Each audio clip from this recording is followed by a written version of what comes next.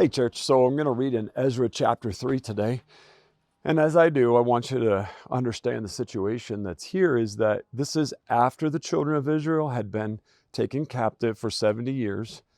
King Cyrus had an obedient response to God in calling the people to allow them to go back and rebuild the temple of God. Now, as they went back, remember that as the Babylonians had destroyed Jerusalem and the temple, everything was, just in devastation. However, there were people that lived there and other people had moved in there.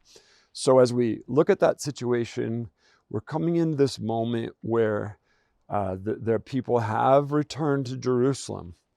And here you go. Listen to this section and let's see what God wants to say to us. Even though the people were afraid of the local residents, they rebuilt the altar at its old site. Then they began to sacrifice burnt offerings on the altar to the Lord each morning and evening.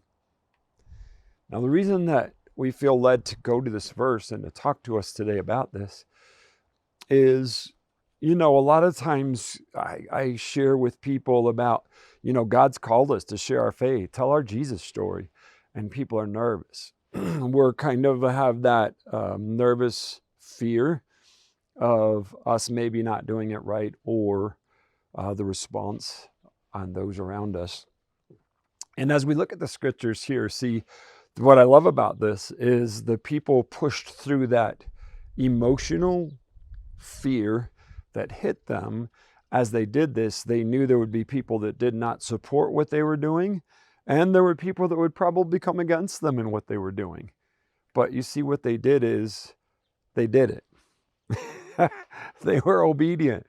They knew why they were there. They were called by God to rebuild his temple and to reignite the worship of God in that place. Now, I want to challenge you today and ask you to pray about what God wants you to do to reestablish the altar of the Lord where he has placed you. Let's not be afraid. Let's push through those emotions and let's be obedient in sharing Jesus with the people around us. God bless you today.